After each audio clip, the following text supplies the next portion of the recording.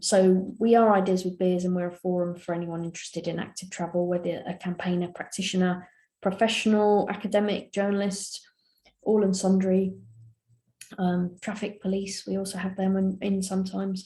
And we have a few channels which I will post in the chat, including our website, where you'll be able to follow Bob's news update. He will walk through some slides, but we post those on our website in advance so that you can click through them at the same time to get the links. And we now ask you to sign up via Eventbrite, because that means we can manage our mailing list, which that link's on our website. And we will be sending a new link from September, so do please try and get yourself signed up via Eventbrite. Even if you've got the current link, that will expire. So tonight's lineup, we have Bob Davis with our usual news roundup to start with, and then delighted to have two really interesting speakers tonight. One, we're going to start with Eleanor Roaf, who is the Public Health Director in Trafford in Greater Manchester. She is a keen advocate of active travel, a clean air champion, and someone who I work with a lot in my role as campaigner here in Manchester. And we're also delighted to be joined, I hope, by Jo Rigby, who is a very well-known, I think, London councillor. She stood down last year, but in an almost Shakespearean plot twist, was voted back in this year's local elections. Resounding support for local traffic neighbourhoods up and down England. So I'm really interested to hear from Jo. So that's what's happening tonight. And without further ado, I will ask Bob to kick us off. Okie doke. There we go. Okay, hi everybody. Update, transport in the time of COVID-19, update 21st of June. Don't forget, I call it transport in the time of COVID-19 because this all started when the first lockdown happened and when it was the beginning of a time for the whole question of reallocating road space to active travels. Is someone still not on mute? Please all go on mute. Okay, so that's why it's called transport in the time of COVID. And you can email information to me there, or go to our new address, the website, Ideas with Beers. You can see YouTube editions of previous editions of Ideas with Beers over the last 2 years. And you can also see the slides in my news update if you want to get links on the reading list, which I give you every week. Okay, so back again to Kiev, and now slightly different, more kind of upbeat example of active travel in the war-torn country, which we have to remember there's still a war going on there, and the role of fossil fuels in the conflict. You can get this sticker there, and don't forget you can send bikes to Ukraine from the Danish program, which is based on that website. Putting this link up again, the WHO report on the health and environmental benefits of active travel, and there's a link through the North Edinburgh News. And it shows the work of Professor Adrian Davis in concert with the Scottish Assembly. Right, this is something that John Burke put up. It's a general survey, which was an Ipsos survey carried out in May, with the question, generally speaking, do you have a favourable or unfavourable opinion of the way the following methods of transportation are used in your community? And this was with regard to bicycles, and the global country average was 82%, which is pretty high, nice and favourable. But it's, to be fair, it's a slightly dodgy question. What does it mean? A method of transport being used. Does it mean it's hazardous to ride a bicycle? Does it mean that cyclists are naughty people? What does it mean exactly? And it's a bit weird because Poland's nice and favorable with 93%, but then they're pretty car crazy. China's high, but again, they've been pushing against bicycles and for cars. Similarly, India. Netherlands obviously high at 89%. I don't really know what Saudi Arabia is doing there at 88%. Anyway, the point is, as John Burt suggested, is to look down towards the bottom and you see the countries which push bicycle crash helmets. Canada's down there, United States, Spain's got a mandatory helmet, nor Australia has as well. And the lowest country is Great Britain. That's us. 18 points below the global country average. So, that's pretty bad. Shows things could be a lot better. But then, we've still got nearly 2/3 being favourable towards cycling. So you can spin it in different ways. He says, what do you expect? You let cyclists kill us off with minor penalties. You have muckraking, hate mail in the tabloid, and also the so-called quality press as well. And you don't have anything like enough support for cycling as a form of transport. So it is going to be low down. Anyway, that's just one survey, and do bear in mind all the qualifications I gave. Okay, yeah. Trudy Harrison says that CWIS 2 is to be published before the summer recess. So it's not just, that's Cycling Walking Investment Strategy 2. That's not just soon, but before the summer recess. Yeah, so bad news. He did post a photograph of him from his hospital bed, but Dave Holliday's one of our regulars and long-time circle activist over the last 30, 40 years. And he apparently has been knocked off his bike in Glasgow. He did send a picture of himself from hospital bed, so he's not, he's not that bad, or not as bad as could be. And he is making noises about being released pretty soon. So we wish him all well. And a lot of comments saying get better soon on his Twitter feed. Why not get in touch with him through Twitter or otherwise? Yeah, here's a tweet from our favorite epidemiologist saying, how about part of passing a driving test includes having to sign out an hour locally, how to understand what it feels like and how to drive in a safe way for cyclists. So yeah, that keeps on being raised. And, it's something to bring up whenever somebody says, well, we don't take a test. Traffic Management Act 2004, if anybody's got any comments on that, if they've read their way through it. Now, this is work done by Mark Strong for Transport Initiatives on the Active Travel Fund 2021 to 22 bid. And here in the darker colours are the bigger bids. Don't forget Wales, Scotland doesn't apply, nor in London. West Sussex wasn't allowed to. Those are the kind of bids that were bid for.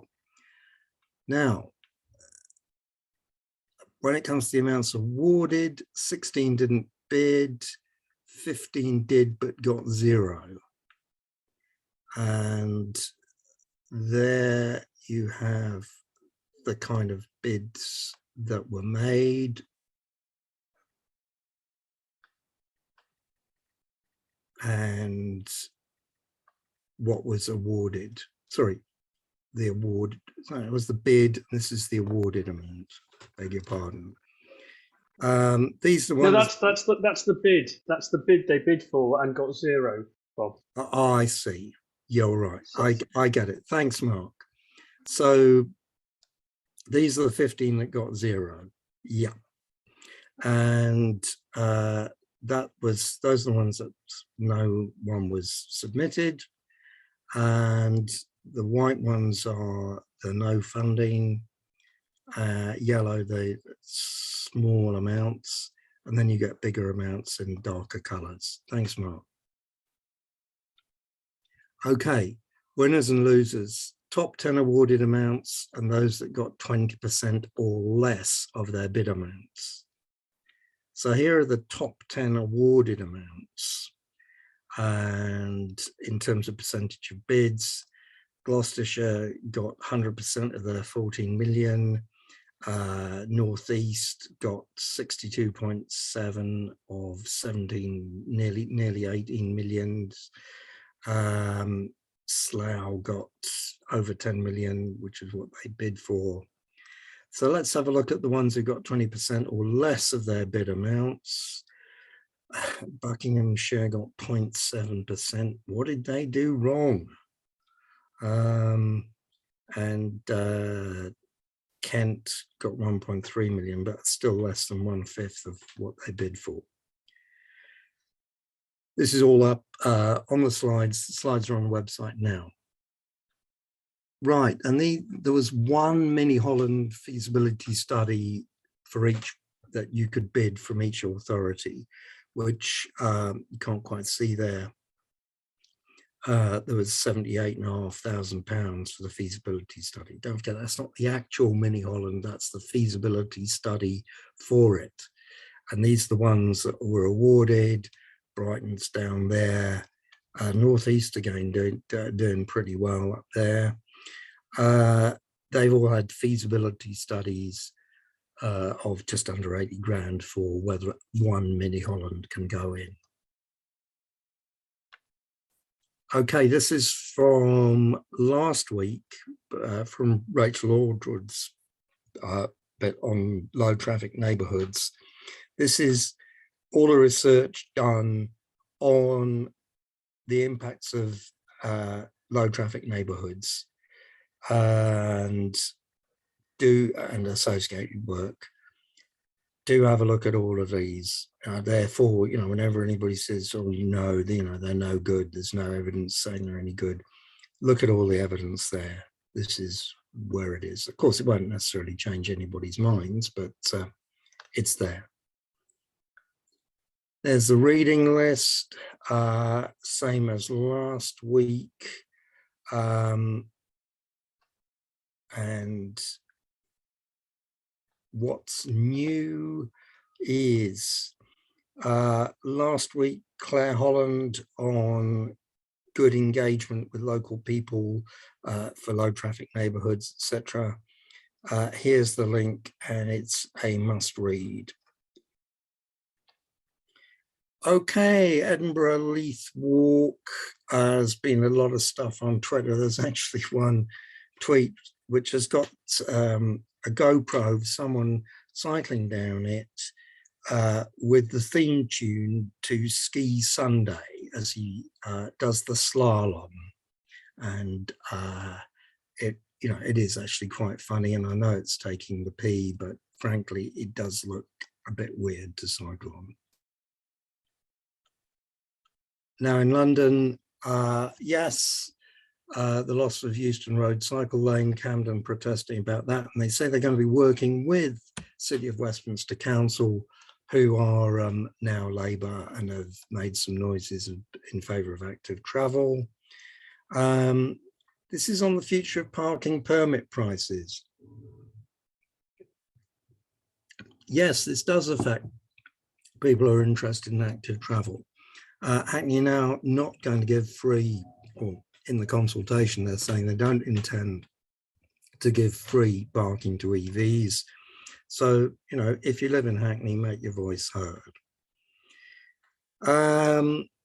We had Leo Murray talking about how the leadership of Hammersmith and Fulham hadn't been behind school streets, and there is a new parents group protesting that and saying we don't want you to oppose controls on school run traffic. Lambeth. Now, this is very interesting. If you live in Lambeth, I think also if you travel through it, there are going to be consultations on new street design proposals with 3D models. And they're holding 3 in-person drop-in sessions for people who live, work in, or visit the areas. Yes, if you visit the areas, you can sign up or just turn up on the day to say how you would like the streets to be changed. So do go to Lambeth Council Twitter feed or their website saying you want to have a look at the new proposals for Royalton and Oval LTNs. This is really the way that consultation should be done, actually showing as closely as possible what you envisage to happen. Yeah, the Euston Road Light segregated cycle lanes have come out, as we mentioned last week. LCC have given a very good response to that, so have Camden Cycling Campaign. Right, this is from abroad. Generally, I try not to take in stuff from abroad, but it's very interesting. It's a German take on Spanish markings on close passing. So you've already had, for some years, the signage saying, attention, give 1.5 meters. Here, they're actually marking it out on the public highway. So that's very interesting. Sorry, on the tarmac, on the carriageway, I should say. Right, this was a blast from the past from the councillor who was involved in pushing through the first Mini Holland.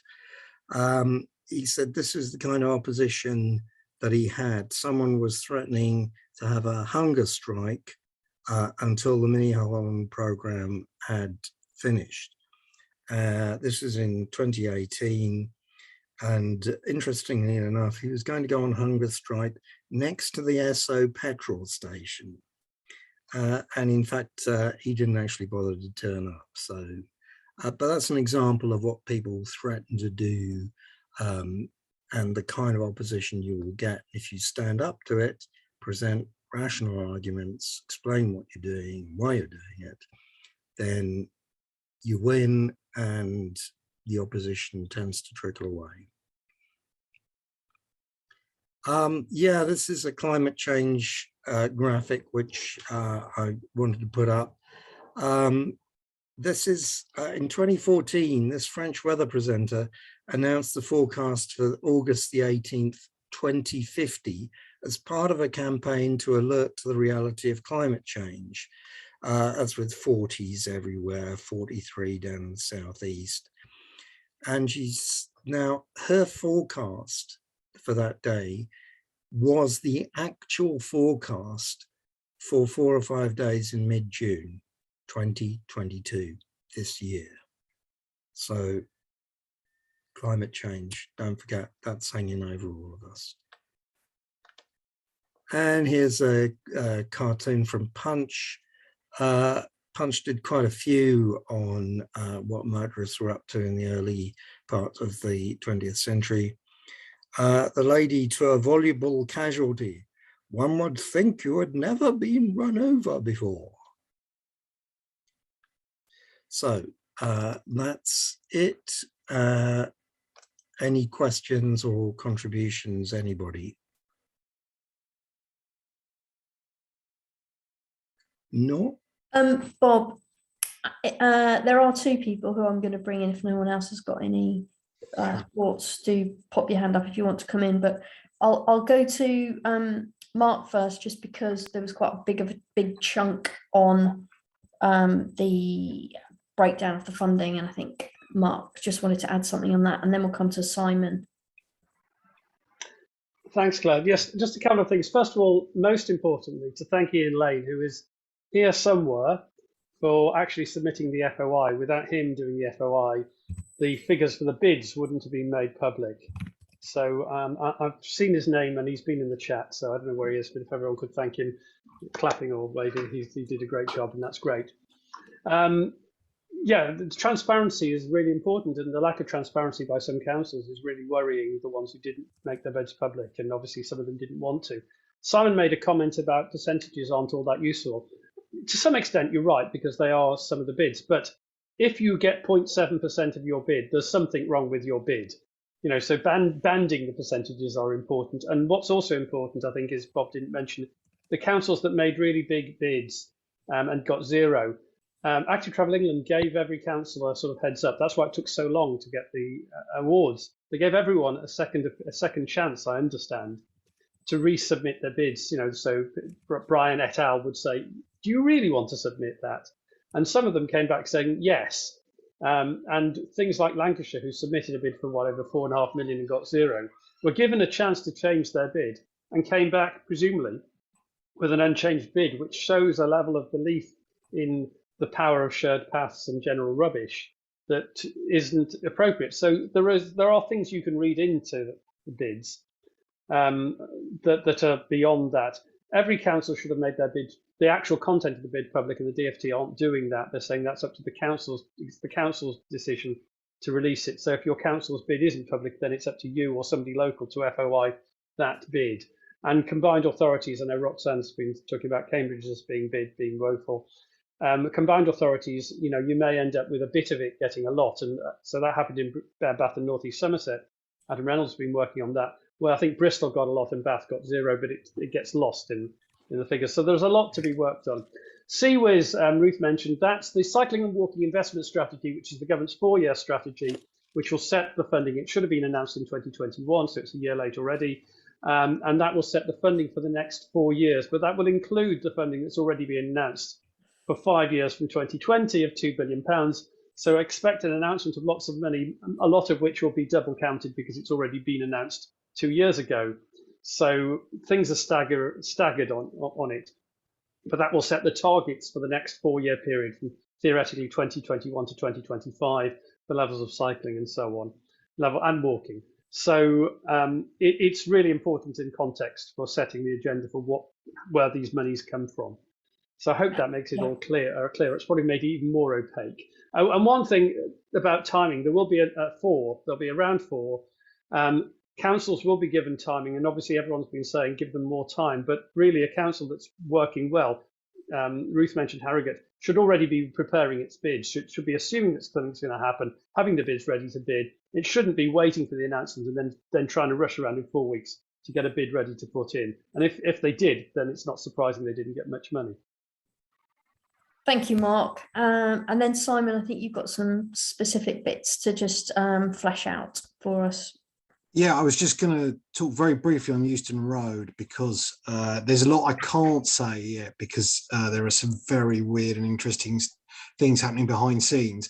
But what I would say is what we've got here is a scheme that was never really connected up, where TfL are claiming that it, you know, therefore because people didn't use it massively, we can put it out. There's a whole bunch of claims from TfL about the Euston Road that really don't stack up. But what's particularly worrying about all this is that basically HS2 are planning to take a big chunk of the road and remove all the cycling facilities for 7 years. Now that takes us right up to our Vision Zero and our kind of climate targets for London, and means essentially HS2 have just totally derailed a huge chunk of road and will leave it covered in lorries for a decade and all sorts of stuff like that. And you know, at the end of all this, the Vision Zero target particularly is really, really important because both ends of Euston Road have junctions that are lethally dangerous. And so those will be left untouched for best part of a decade as well. Fairly obviously we're angry. Camden have come out swinging as well, very notably. And there's a whole bunch of folks kind of very upset about this. But there is a real series of question marks over this scheme, I think, or rather this action from TfL, and I guess from now probably what I can mainly say is watch this space for more on that one, because that scheme is, you know, or that approach is not going down well, and the reasoning behind it is iffy. Thank you. We're now at past, so if your point could be made in the chat, Ruth, I want to go to the speakers so that we keep on track. So if that's okay. I think we're going to start with Eleanor Roaf, who is, as I mentioned at the beginning, Public Health Director for Trafford, and I'm delighted to welcome her. And Eleanor has got a few slides to share, so we'll hand over to you, Eleanor. Off you go. Okay, thank you. Well, I will try and share my screen. Can you see that? I'm hoping that's sharing, is it? Not yet. Oh yeah, Eleanor. Is it sharing now? No. Yes. Excellent. I'm very poor at this. So I can't see very many of you. I can see Claire, however, so I'm hoping that she will tell me when I need to speed up, etc. I'm Director of Public Health. I also have a long-standing interest in active travel, mainly because it's a fantastic way of getting exercise without having to go anywhere near a gym. And certainly during the pandemic, I found that to begin with, I was just stuck at my desk, and then I was finding I was getting so exhausted. I ended up I have been cycling 7 miles each way to work. I was sitting on a chair that I was worried I was going to meld into, and I started doing a 5-mile circular bike ride before leaving home and arriving back in my office, which was also home. And what shreds of sanity I kept through the pandemic was solely, I think, due to well, both the support of my family, but also that bike ride every day. So I am really, really a strong believer in the importance of physical activity, and cycling as a means of getting that.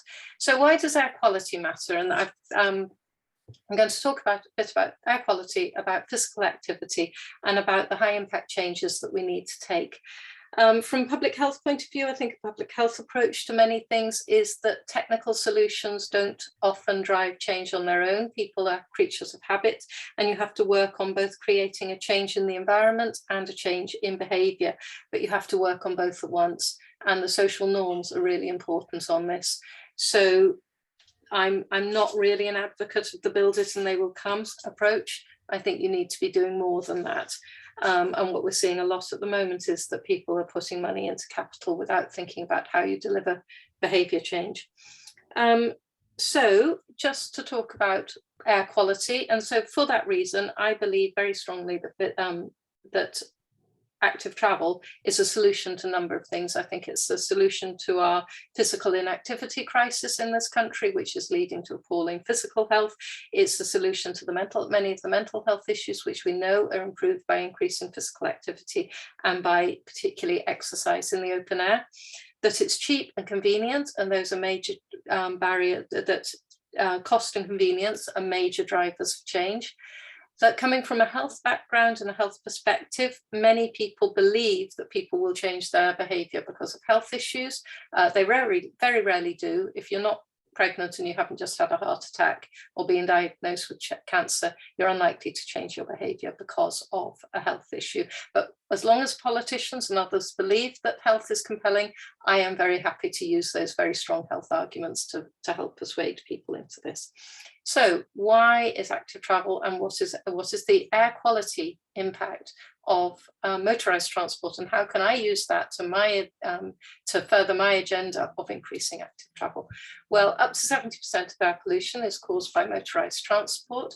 We are seeing nitrogen dioxide pollution dropping as cars become less polluting from the tailpipe, but actually the particulate pollution, which is often caused by brakes and wear and tear on roads, does not necessarily reduce, and that's considered now to be the bigger health risk. We also need to be bearing in mind that wood-burning stoves, bonfires and open fires are increasingly significant in terms of creating poor air quality. So how do we calculate the health impact of poor air quality? Well, poor air quality is rarely the direct cause of death, and so we often use a term called attributable mortality. And I don't know the audience here, so I do apologise. So if you find me patronising, if you know all of this, please forgive me. But attributable mortality is often used to assess the impact, but it's really hard to explain to people. We use it when there are a number of risk factors can lead to an increase in disease. So for example, in heart disease, your family history, your genetics, your age, whether you smoke or drink alcohol, quality of the air you breathe, all of those increase the risk that you will get heart disease. And those factors often interact together. So you may have more than one of those factors, and they may multiply in impact the more of them that you have. And attributable mortality estimates calculate how many people have died prematurely because of a particular risk. So they try and disaggregate all those little bits of a risk, and then they look at who's dying prematurely, particularly of things like cancer and heart disease, and what have they been exposed to that has increased their risk. But because they can't be identified, because we don't know who they are, it's really hard to have, they don't give much emotional pull. When you know somebody, and with something like smoking, it's because that risk is so high, 50% of people who smoke will be killed by smoking. It's easier to identify that. But with poor air quality, it's so pervasive that it makes it quite hard to pull that out. But actually, poor air quality doesn't only kill us sooner, it affects our quality of life. So it's more likely to give us asthma, we're more likely to get dementia sooner and younger, we are more likely to have cancer and heart disease, we're more likely to suffer a miscarriage. So those quality of life issues, I think, help make the impact of air quality, poor air quality, more real than perhaps that attributable mortality. And so what is the impact of poor air quality? Premature mortality, the issues I've just raised there, stillbirth, asthma, cognitive decline. The harms are worst in people who are very old or very young, or people who have other health conditions. That means the people who are most vulnerable and the people who we should be most protecting are the people who are most affected by this. So it's a massive inequalities issue for us, and it's a massive protected characteristics really start to have a play in this. So it is a huge inequalities issue.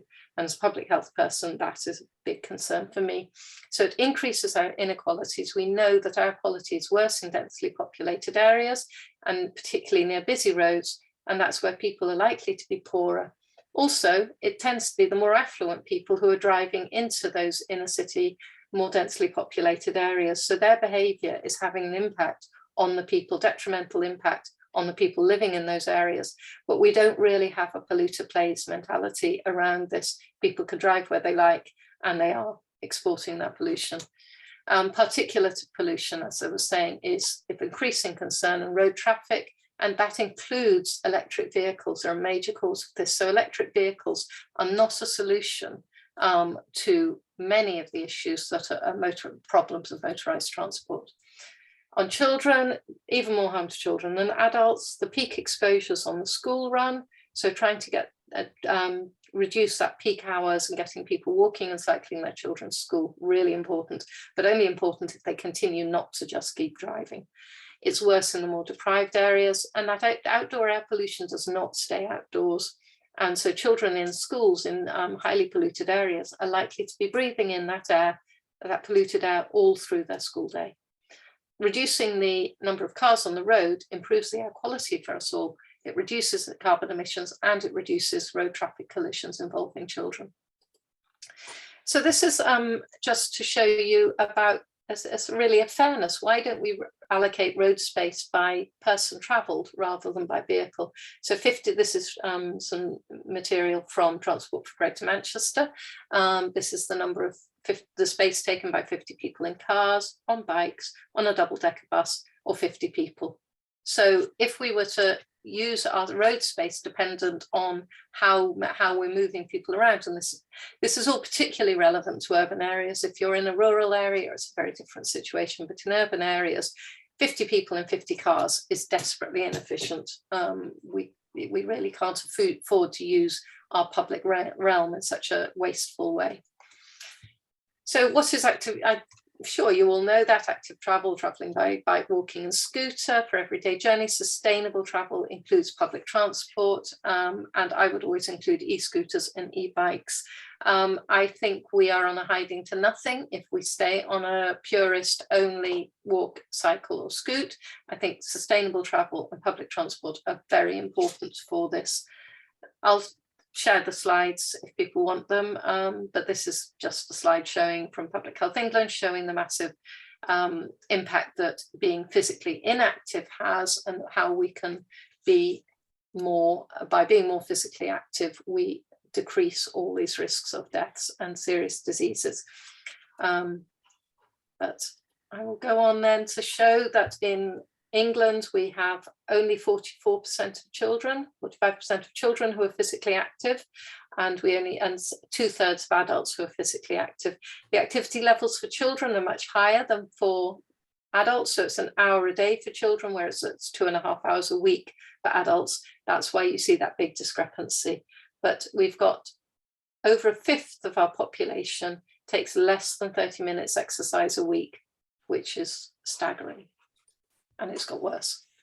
So why travel actively? I think I am preaching to the converted here. It improves air quality, it reduces congestion, it reduces carbon emissions, it improves community cohesion, increases spend in local businesses, it reduces sickness absence, cheap and convenient, really important. Big, could be a major support with the cost of living issues that people are having now. And finally, more people walking and cycling makes it safer for everyone.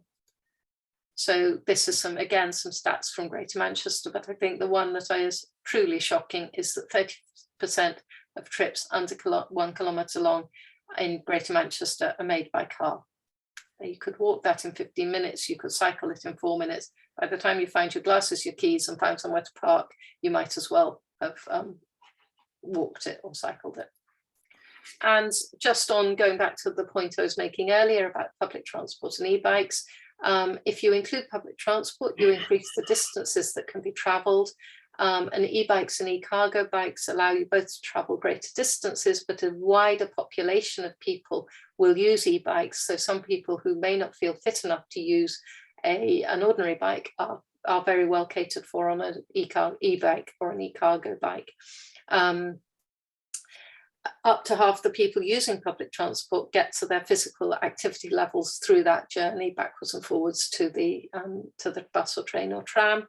And the electric cars and vans still cause particulates and congestion, so they're not a long-term solution for urban areas, and they are very expensive still and increasing inequalities because of that. So walking, particularly important contributor for women, people with disabilities, older people, people on lower incomes, and people from South Asian, Black and other ethnic backgrounds. People who don't own a car make 50% of their journeys on foot. People who own a car make 25% of their journeys on foot. So those of us with cars really should be thinking, why are we using them? And what would we do if we didn't have a car, and act accordingly? Why don't we walk or cycle? Again, you'll be very aware of this. Concerns about road safety, poorly maintained roads, bike theft, lack of secure storage, particularly in homes, and outside people's social norms. It's not seen as normal. When I say I've cycled places, people often just go, oh, you're brave, by which they mean you're mad. We have to change that, especially among women. And for pedestrians, we know that pavement parking and a lack of infrastructure, such as benches to sit down on and rest, makes a big difference. And for both groups, poor public transport links mean that people don't cycle or walk journeys that they would otherwise, because they're too far. If you've got good public transport, you can combine those methods. And also poorly maintained and poorly lit streets, again, big safety issue, and particularly for women and for older people, journeys that people would think nothing of doing by day, by foot, people don't want to do at night. It's not considered safe. Again, street lighting, good street lighting has been shown to be very effective in changing that. So what is it that we can do to make a big difference? Well, the road space reallocation to walking, wheeling and cycling infrastructure. We need protected infrastructure, and school streets and low traffic neighbourhoods are really good examples of effective interventions. We need to improve the pavement conditions and the infrastructure, street lighting, lower speeds, parking charges and parking restrictions. I think people in this country were really good at doing things that make the healthy choice easier. We're not too bad at doing that. We're really bad at doing things that make the unhealthy choice harder. So we're people are often quite happy to have conversations about improving cycle infrastructure, particularly when it doesn't involve road space reallocation, but they really hate any conversation that stops the motorists being able to park wherever they like at low cost or subsidised cost. We have to do both. We're not going to make the change unless we really put carrot and stick. So what is it that makes the biggest impact? It's make it active travel safer and easier, limit motorised vehicles, and recognise and address the cultural and social factors that are stopping us from changing. So this is what I think we should be doing. We should be reallocating road space away from cars, thinking space per traveller, not space per vehicle. We need to remember not everyone drives. It's not a right. Older people, disabled people, and those who are lower incomes are much less likely to drive. We need protected space for cyclists. We need to be really careful how we mix pedestrians and cyclists. They don't have the same interests. They don't travel at the same speeds. We need to restrict parking. We need to increase parking charges, lower and enforce speed limits, improve the public realm, and improve public transport. And that's a very old slide from the King's Fund showing that for every child that you get to walk or cycle to school, you can get, I mean, this is very old. At that point, it was £768 extra in health benefits, NHS costs, productivity gains, reductions in air pollution and congestion. 539 for a cyclist. The reason the cyclist amount is lower is because of the associated infrastructure with increasing cycling. So a really quick spin through that, and I'm happy to take questions. I have a horrible feeling I have told you a lot of stuff you knew already, for which I apologise. Thank you, Eleanor. I'll let people mull a few thoughts and questions while I speak, but the first one I thought I would just ask you, which is what, obviously you're coming at this from a public health point of view, and I just wondered whether there are any parallels with smoking and what happened with smoking, and how it was ultimately public health argument that won out on smoking, and it's why smoking was banned from public places was because of the public health argument. So I just wonder if you've looked at that, if there are lessons that you feel we could learn. I was looking at the history, and it was interesting that actually some public health people were worried about banning smoking in public places because they thought it would push it indoors and damage children's health more, which kind of has parallels with the sort of boundary roads fear around low traffic neighbourhoods. So we'll just open with that one. Any parallels with what happened with smoking? And then we've got some questions coming in. Thank you. Yes, and I think I mean, smoking and seatbelts are often the two examples of mass change, and I mean, and immunisation obviously as well. Big changes that happened because of public health pressures and the impact on health of the behaviours. I think with smoking, the difference, well, the case for stop banning smoking in public places was made probably by about 1968, and it didn't come in until the early 2000s. So while the public health case was made and made repeatedly for many years, we didn't actually get the smoking ban until over 90% of the public supported it. And the link between smoking and death is absolutely stark and has been for many years, and for the associated quality of life issues. The impact on the health service of the treatment of smokers was becoming massive. The increase in dementia, for example. But by the time we got the smoking ban, smoking was already very, very much less prevalent in the middle classes. It was, the ban was popular. There was a lot of pushback, and in fact, the big battle that we really feared we might lose from a public health perspective was that we could already see that smoking in this country, it's not the same in all of Europe, but in this country, smoking was already a massive driver of our health inequalities because of the differential in the populations who smoked rather than those who don't smoke. So now we see very few people in the overall population. Smoking rates about 15%, but our routine and manual workers smoking rates up to 28-29%, and smoking rates in people with serious mental illness who tend to be on low incomes, more deprived, less likely to be in employment, that is usually up around the mid 40 to 45%. So one of the things that we really had to fight against from a public health point of view was when they were bringing in the smoking ban, there was a lot of pressure from the pub industry to say if the pubs didn't serve food, they didn't need to have a ban. But we knew that the pubs that don't serve food are more likely to be in areas of higher deprivation. And obviously the smoking ban was, as well as to protect public and population health, it was also to protect the health of the workers in the industry who were being exposed to very, even if they didn't smoke themselves, they were being exposed to high levels.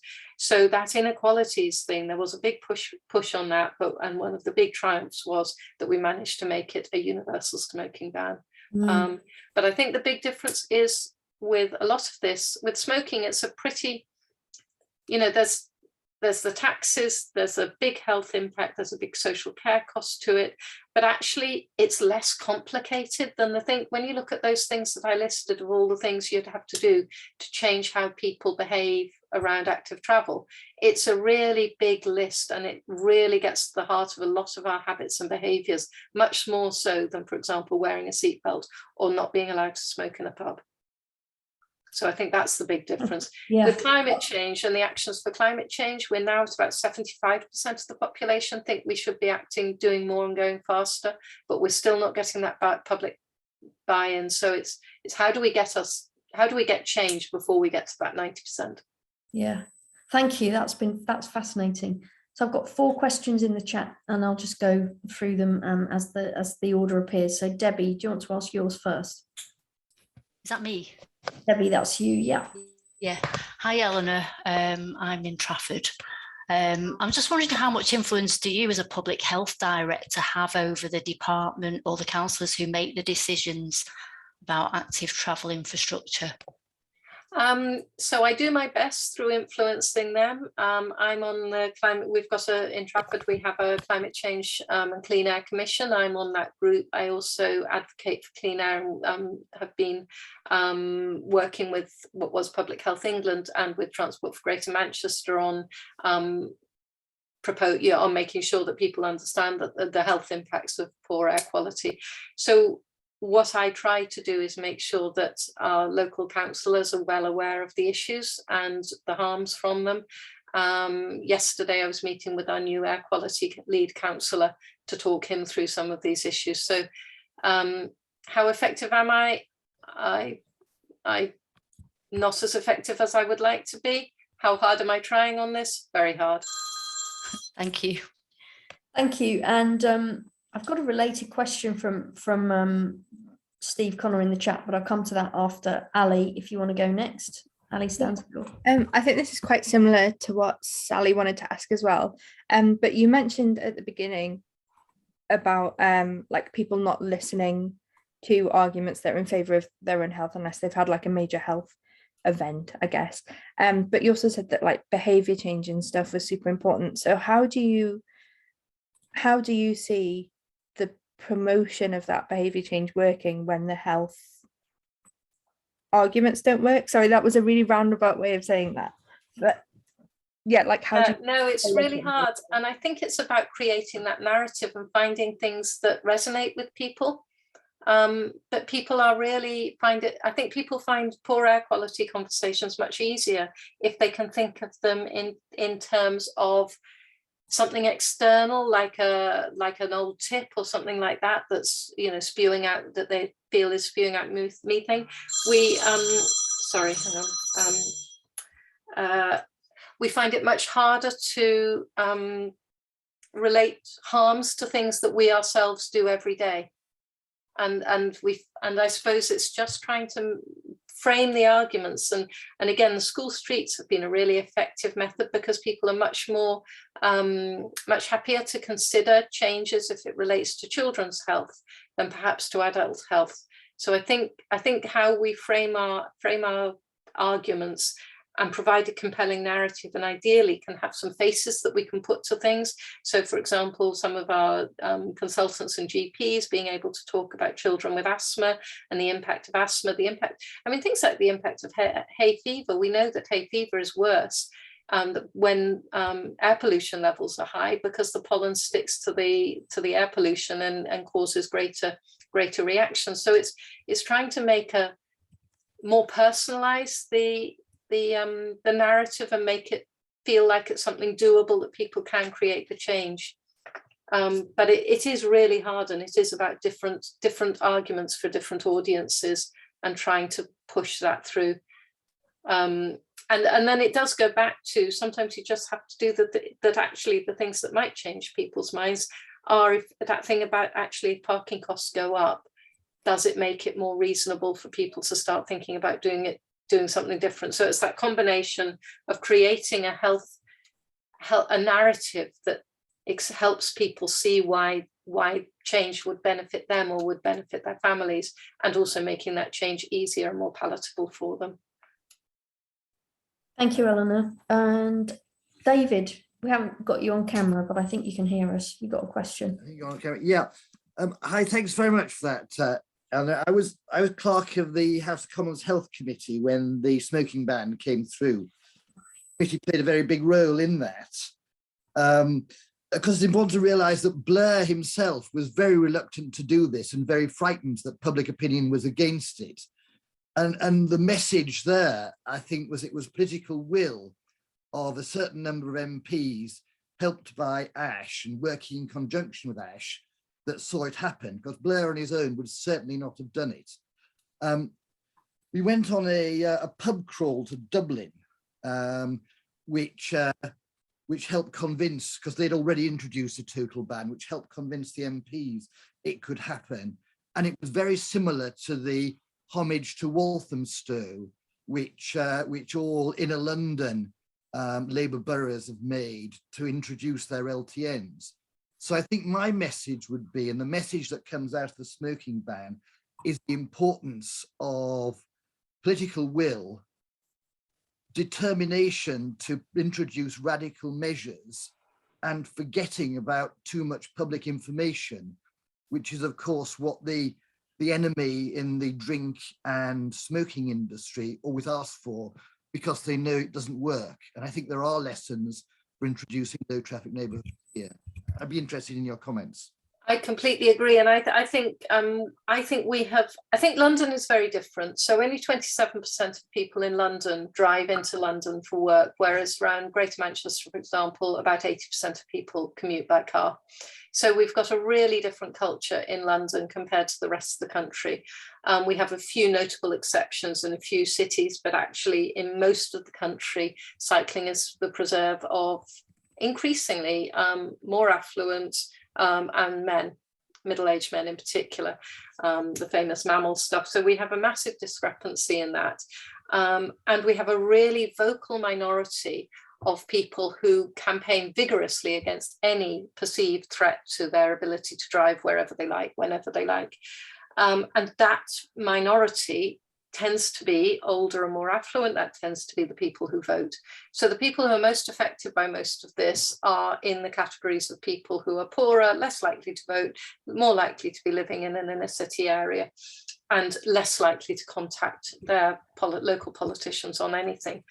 I think as a health professional, I think we have let our politicians down very badly. I think we should be doing a lot more from a health perspective, because we know health arguments are compelling. We should be really unifying behind these health messages to change the narrative so that we can have, and to pick up this inequalities issue as well, so that we really can support our politicians to enable them to be brave.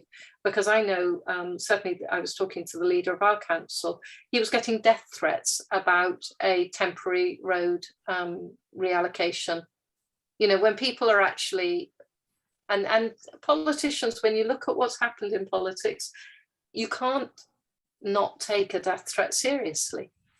I mean, it may just be somebody sounding off, but you can't always rely that everybody is where you would hope they would be. So I think from a health perspective, one of the things I've been trying to do, and I think it comes back to the point that Debbie was making earlier, one of the things I'm really trying to do locally and across Greater Manchester is reinforce the health messaging on all of this, so that we can help give our politicians more air cover and more space to make good arguments and to be brave, because I don't think it's reasonable for them to be expected to do that without the full support of everyone. And by that I mean our district nurses, our GPs, our secondary care clinicians, really spreading that message, and actually using some of the stuff, for example, through the NHS Greener work about how do our staff travel to work, what are we modelling, how are we behaving differently, and how do we show that? Because that is the sort of thing that I think will help our politicians be as brave as they need to be.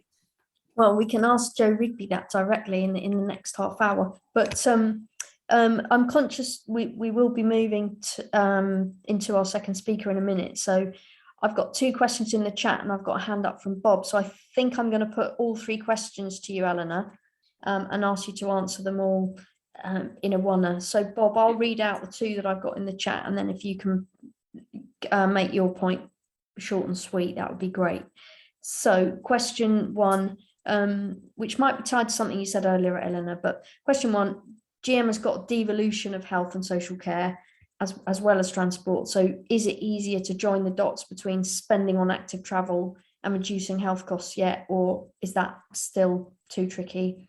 Second question, how do we raise awareness of the problem of pollution among drivers who don't often realise the impact on their own health and the health of their children? As you've said, it's actually worse in the car. How do we raise the awareness of that?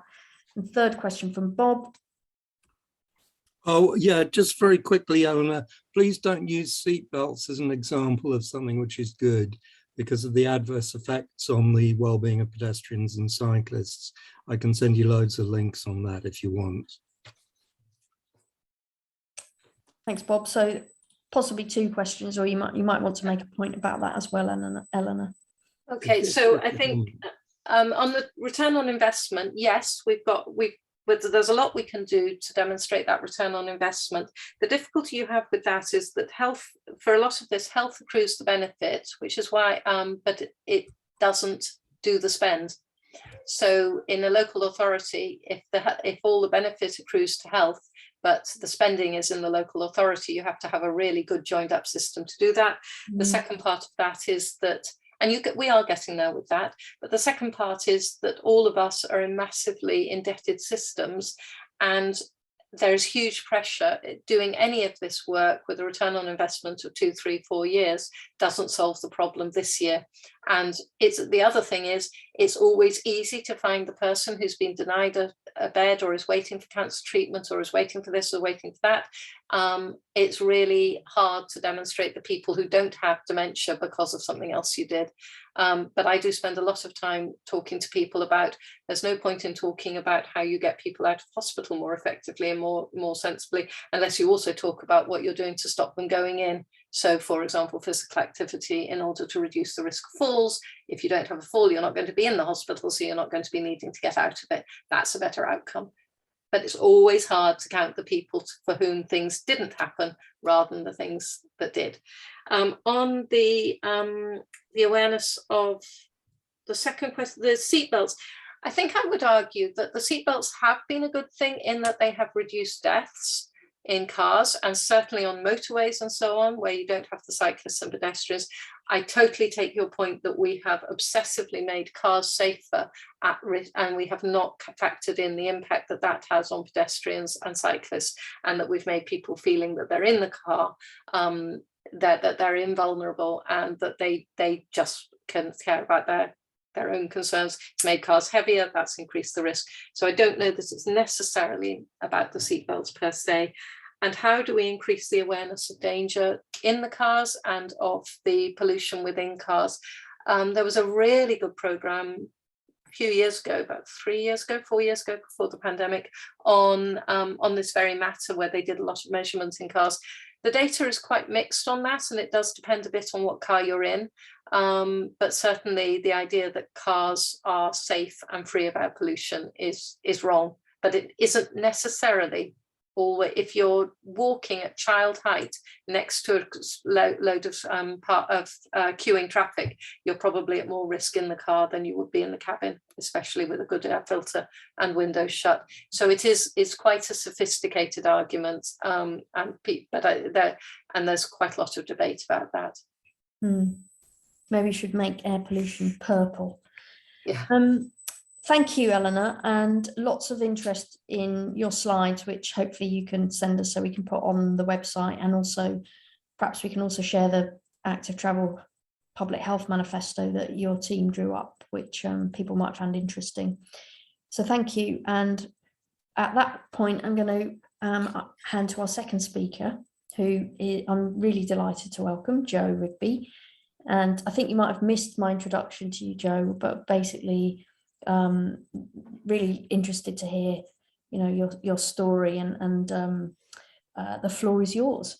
Oh, thank you. I think it's really appropriate. I came on after a wonderful officer who's trying to do so much, and I think we've got exactly the reverse issue in Wandsworth. But I'll start at the beginning, which is when I first became interested in active travel, and that was, I was standing for election in Earlsfield, and I was invited to go for a walk around Earlsfield by the amazing Living Streets team.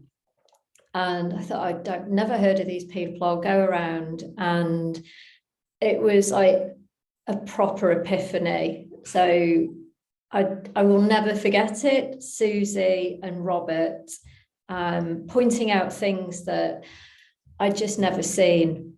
About my environment, about how difficult it was to cross roads, about even the speeding. I've never owned a car, so I'm surprised I hadn't noticed it, but once I'd had all this stuff pointed out to me, I couldn't stop seeing it, and I got more involved in what they were doing and listening to what they were saying. And I think the greatest sadness about being re-elected in Balham is that Robert wasn't around to see Wandsworth go to Labour, but I'm working with his widow to have a bench put in Battersea Park, and in fact next weekend we're going to find a place to put the bench, and it's going to be there as a permanent memorial for what Robert did for the people of Wandsworth, because he started the 20-mile-an-hour campaign, and he did lots of things, and we miss him terribly.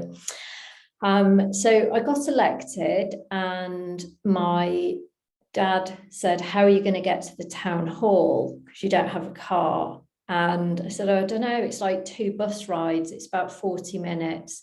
And he said, why don't you get a bike? You used to love cycling when you were younger. And I was like, no way, it's terrifying. Anyway, we went to a bike shop down the Northcote Road, and we got a bike, and I didn't touch it for a year. I was too scared. And I thought, well, I've got to take it out. So I started cycling, and then of course, your eyes are open to how difficult it is, and how particularly difficult it is, I think, for a woman, because we just get a lot more harassment. I don't know if it's because I'm slower on my bike, but it just feels like I can never go out for a cycle ride without someone tailgating me and beeping at me. So when I was in opposition, I tried to do a lot of stuff, and it was always denied. So, for example, I wanted to waive the cost of street parties so that people could play out and get to know each other, and that was denied. I wanted to do Clean Air Day and No Car Day. I wanted to celebrate No Car Day. We weren't allowed to do that. I wanted to do, gosh, what were the other things? There's so many things I've tried to do, and it was always no, no, no. And it actually did wear me down in the end, because it's like, what is the point? Because almost everything that we ask for, the officers say no to. And then, miraculously, whatever, we won the election in May, and all of a sudden, after 44 years, we've got a completely different relationship, and we've got the same officers, and it is challenging. So at the moment, I'm trying to work with the officer to persuade him to stop using the term accident in our papers. And this is something I've tried for the last 4 years, and he always rejected. And I'm trying to get him to see now that accident is a very upsetting word to see if you've lost somebody in a act of road violence. And it's not the word that the police use. But we've reached an impasse. And, you know, the last conversation I had last week, he said, but what if a driver loses control of his car? That's an accident. I was like, but it's not. Like, unless he's had a heart attack, something was going on with his driving to make him lose control. Anyway, it's just stuff like that you kind of go, does it matter? Yes, it does, because every single paper that comes to committee has the word accident in it. The other thing that, I mean, we've only been in power for 6 weeks, but the one thing that I am really proud of that I have got changed is that I noticed that Wandsworth used the word resident to describe motorists, but used the word cyclists to describe residents on bikes. So, for example, they were talking about removing a no left turn, and they said this would be detrimental to residents because in the paragraph it talked about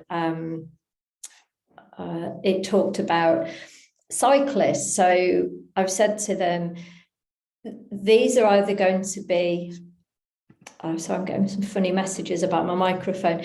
I said, we can either, can you hear me? Yeah. We can either say residents in cars and residents on bikes, or we can talk about motorists or cyclists, but we can't other the cyclists. And so that was in the draft paper. So the paper's out today, so I need to actually see what choice they've made. But I feel like it was like psychologically really important that they stopped othering. I'm just trying to see what's in here. Stop trying to othering cyclists, and that we start to talk about them as residents. So those are just little things. The main thing that I want to sort of work on is around transport poverty, that we don't talk about that enough, and we're going into a cost of living crisis. And after housing, the number one cost for people is their car, if they have one. And 50% of residents, 50% of households in Wandsworth own a car. Some of them own 2, which means that as well as the initial outlay for a car, they're spending £3,000 at least a year.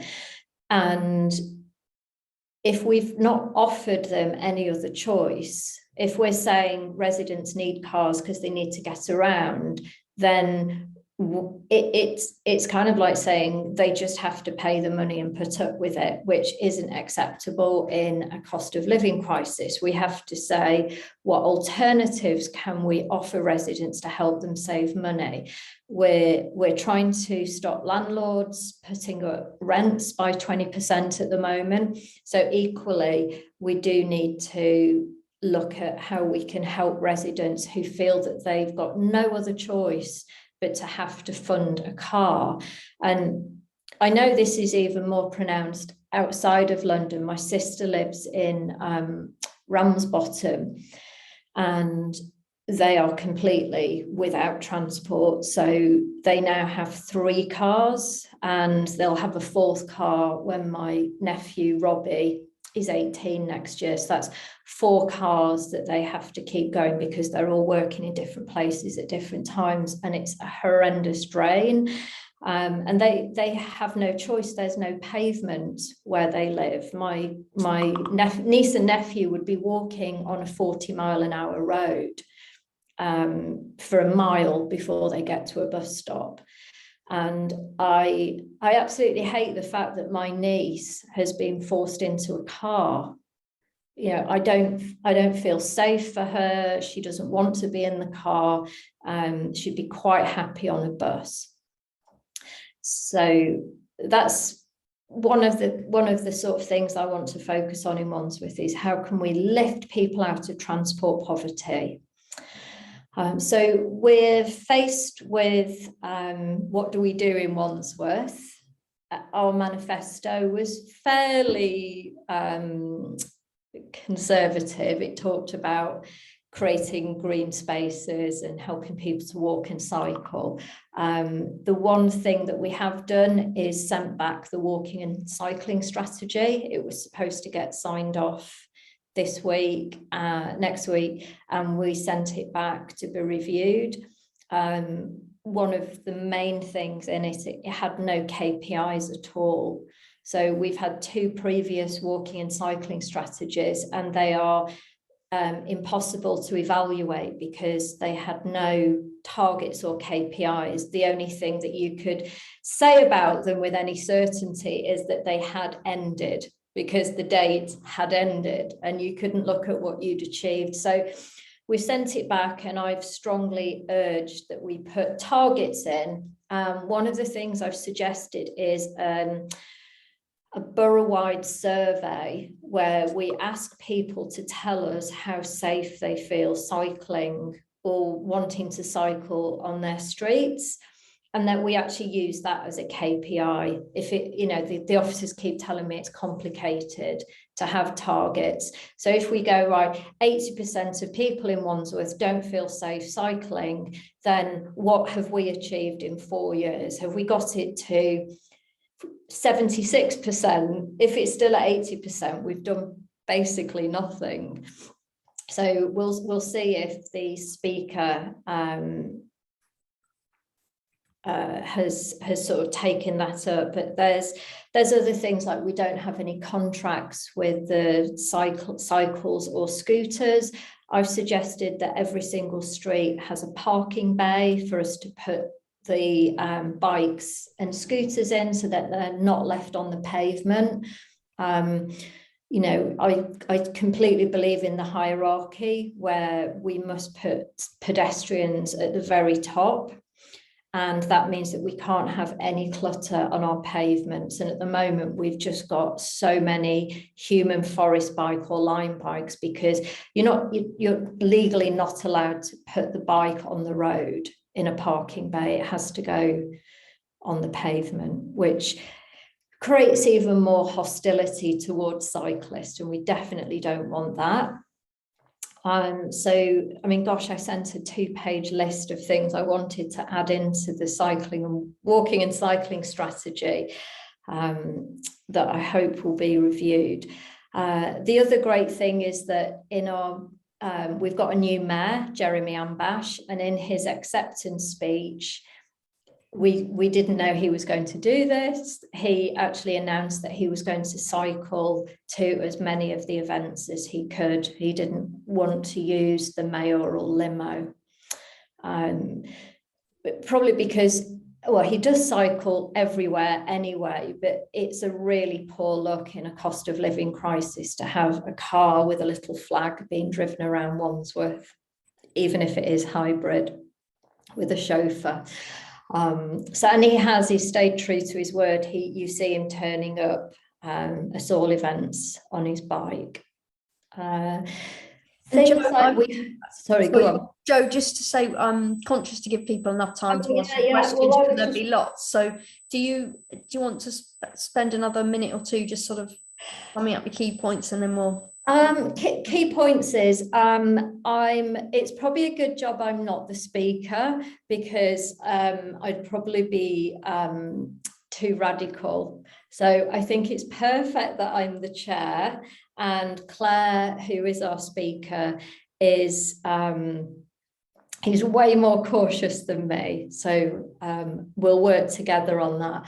But I have put my wish list forward, and let's see where we get to. But thank you. Sorry, it was a bit just sort of like a meander around life as opposition and in power councillor.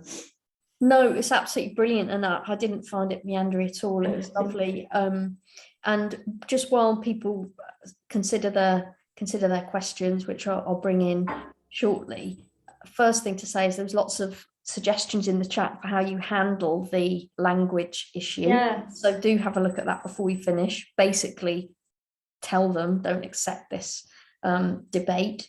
But you'll have your own way of doing that. But the question I wanted to ask you, Jo, was just in terms of, obviously there was a bit of high profile news coverage last year on, you know, how you got sort of targeted and the hostility on social media.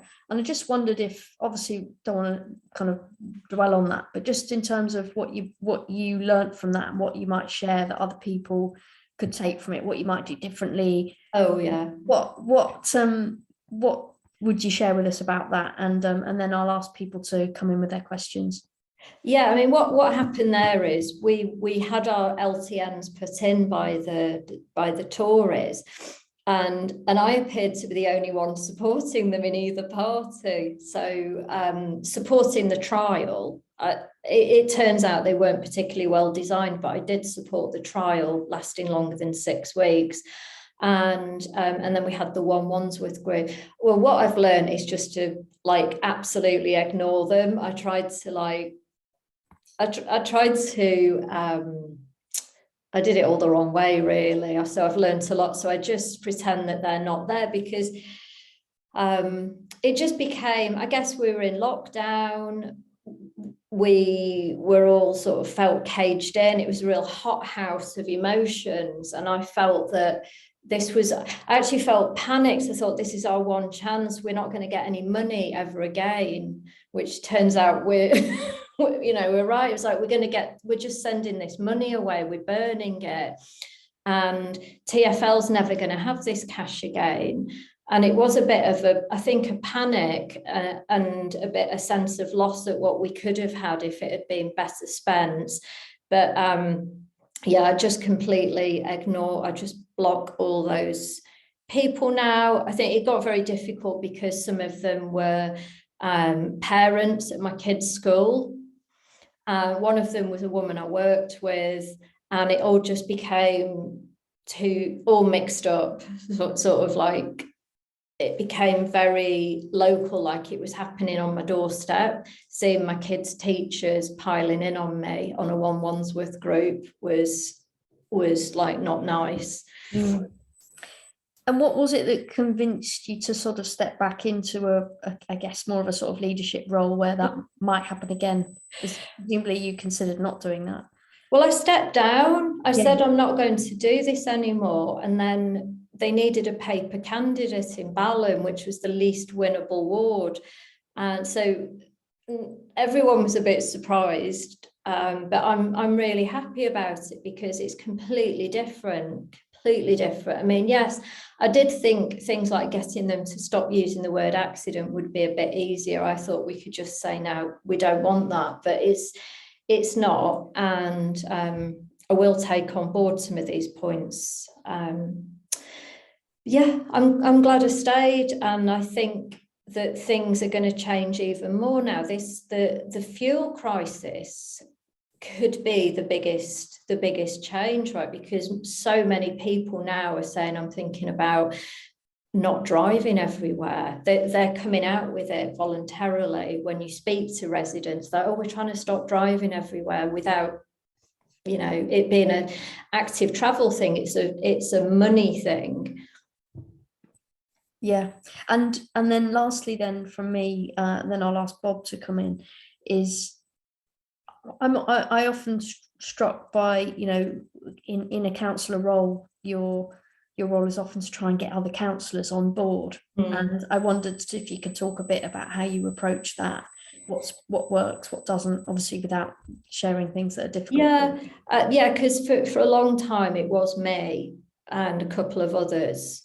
There's more of us now, and you know, I was told I was about 5 years ahead of where they wanted to be, and I think it's still difficult because you still put ideas forward and they go, but residents won't like that. And I think that's where this big epiphany last week happened, which is I'm not going to talk about cyclists anymore. I'm just going to talk about residents and sort of leave it very vague what form of transport they might be taking, because if the answer is always, well, that will upset residents, that's again saying the resident is a motorist. And if I'm trying to battle for cyclists, we're never going to get anywhere. So yeah, from now on, it will be residents just trying to get to work without it costing too much money. Thank you, that's useful. And Bob, you wanted to make a point about words.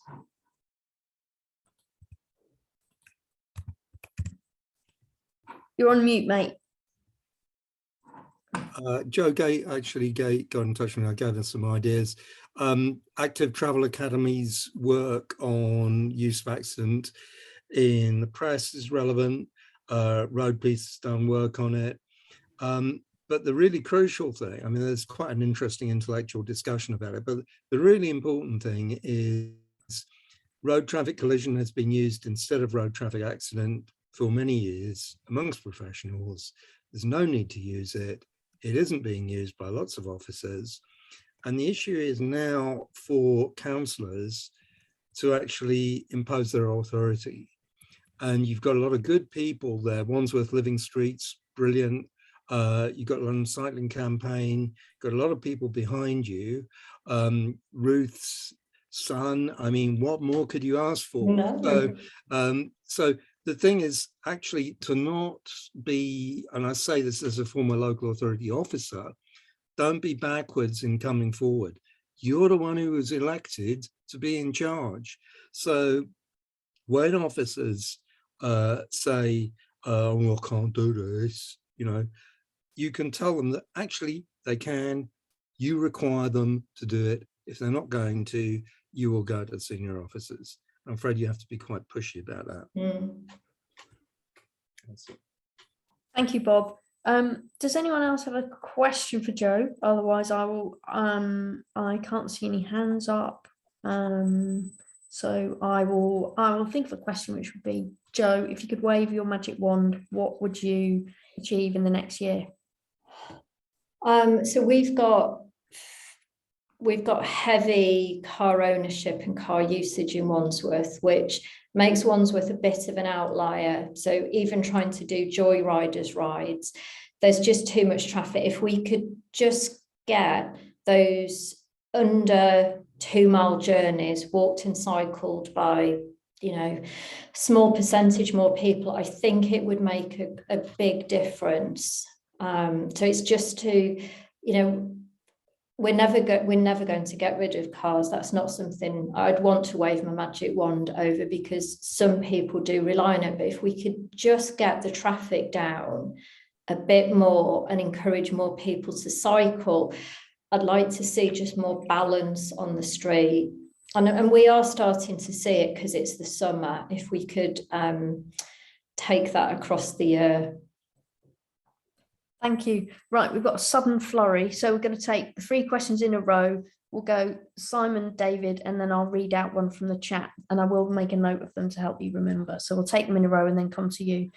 Go, Simon. Yeah, not so much a question, just to say, effectively what Deborah put in the chat, I think he's absolutely nailed it, which is really you got elected, officers didn't. Yeah. So sorry. Just trying to pull your hand down there. Sorry, Simon. That's all right. I'll pull my hand down any second now, as it were. But yeah, I just think it's really, really vital that you start going back to officers. It's something I've said to a lot of councillors, is go back to officers, just start saying, I don't want to hear no anymore. I don't want to hear, you know, why I can't do something and why things are all terrible and difficult and whatever. Go find me some solutions, go find me some alternatives, you know, may not be able to do this thing, but you can do that thing or whatever. Yeah. And I think that starting that dialogue from that point of view and establishing that is probably great. But anyway, we're over to your chat, but mainly well done on being re-elected. Flipping brilliant. Thanks, Simon. David, is yours a question? If so, I'll follow it with one from the chat. Yeah, I just got a very simple question. I'm not used to how London works anymore. What's the speaker do? If you're the chair, what does the speaker do? So the speaker is like the cabinet lead. So they set the agenda, I basically I chair the meetings. So next week is the first time where I chair it, and we sit on the committee with, you know, with Jack and with Sarah and Sana and Tony Belton. I mean, gosh, there's so many of us, and there's only three of the opposition, but we just you know, chair the meeting and see the papers beforehand, which is where I picked up on this resident versus cyclist issue that probably hadn't noticed it so clearly before. And yeah, so you know, Claire's great, but Claire's needs to sort of see things moving gently.